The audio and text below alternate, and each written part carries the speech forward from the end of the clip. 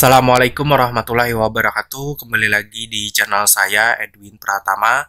Pada video kali ini saya ingin membagikan sebuah contoh soal P3K Guru dalam bidang pedagogik tahun 2021. Soal yang pertama, seorang siswa diminta untuk mengidentifikasi masalah yang mereka hadapi. Lalu masalah itu didiskusikan dalam bentuk kelompok untuk mendapatkan solusinya. Ilustrasi ini berkaitan dengan perkembangan A. Kemampuan kognitif, B. Kemampuan interasional, C. Kemampuan integrasi diri, D. Kemampuan komunikatif. Ya betul, A ya, yang paling tepat yaitu kemampuan kognitif.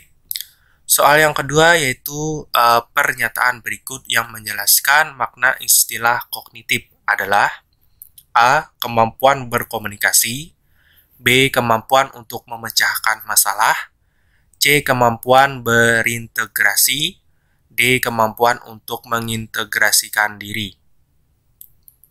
Betul, B Bapak Ibu ya, kemampuan untuk memecahkan masalah, yaitu istilah dari kognitif. Yang ketiga, kemampuan berpikir untuk mengoperasikan kaidah-kaidah logika tapi masih berkaitan dengan objek-objek bersifat konkret, merupakan ciri-ciri kemampuan anak berusia A. 0-2 tahun, B. 2-7 tahun, C. 7-11 hingga 12 tahun, D. 11 atau 12 sampai dengan 14 hingga 15 tahun. Ya benar Bapak Ibu, C Bapak Ibu ya. Jadi antara 7 hingga 11 atau 12 tahun.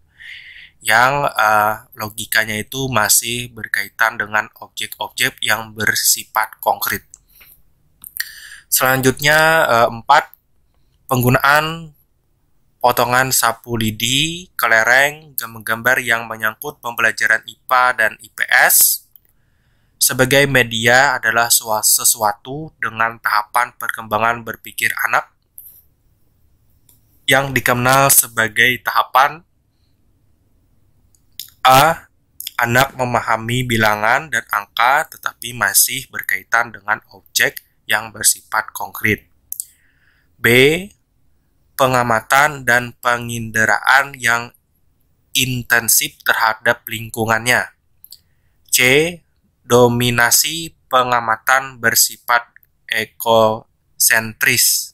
D. Kemampuan mengoperasikan kaidah logika yang tidak berkaitan lagi dengan objek yang bersifat konkret.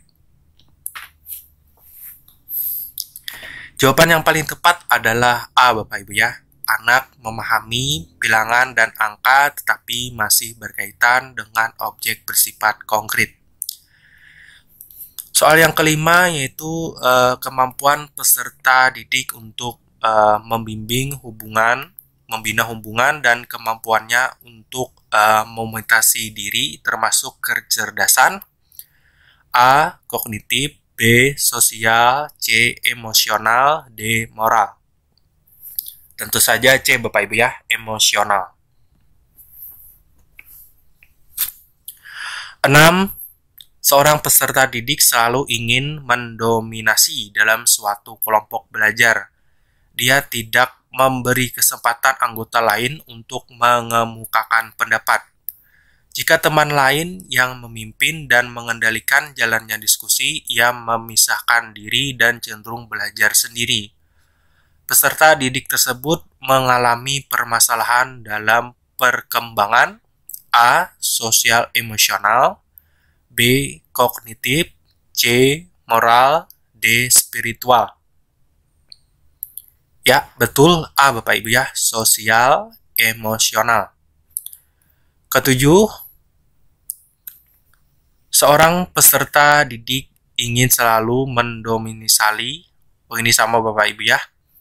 Kita skip saja langsung ke poin 8. Hubungan antara rangsangan dan balasan terjadi, maka akan semakin kuatlah hubungan keduanya. Teori belajar yang dimaksud adalah A. Behavioristik, B. Humanistik, C. Sibernetik, D. Konstruktivisme. Apa kira-kira Bapak Ibu? Ya betul, A ya, BH Bioristik, karena ada hubungan antara guru dan siswa atau peserta didik. Yang kesembilan, memaksimalkan kegiatan ekstrakurikuler, melakukan rekreasi dengan guru, dan melakukan kegiatan informal lainnya memiliki fungsi untuk mengatasi kesulitan belajar dalam hal A. Mengemukakan gagasan, B. Mengaktualisasi diri, C. Penciptaan hubungan yang baik, D. Memformulasikan tindakan. C. Bapak Ibu ya, menciptakan hubungan yang baik antara guru dan peserta didik. Yang terakhir, seorang peserta didik merasa kurang bersemangat pada jam usai pembelajaran. Dia bahkan lebih senang tinggal di sekolah sampai sore. Petugas kebersihan sekolah sampai menyuruhnya pulang karena matahari hampir tenggelam. Peserta didik tersebut dicurigai memiliki hambatan pengembangan potensi berupa faktor A. Integrasi dan kognitif, B. Budaya dan kebiasaan, C. Keluarga dan lingkungan masyarakat, D. Emosional dan kepribadian.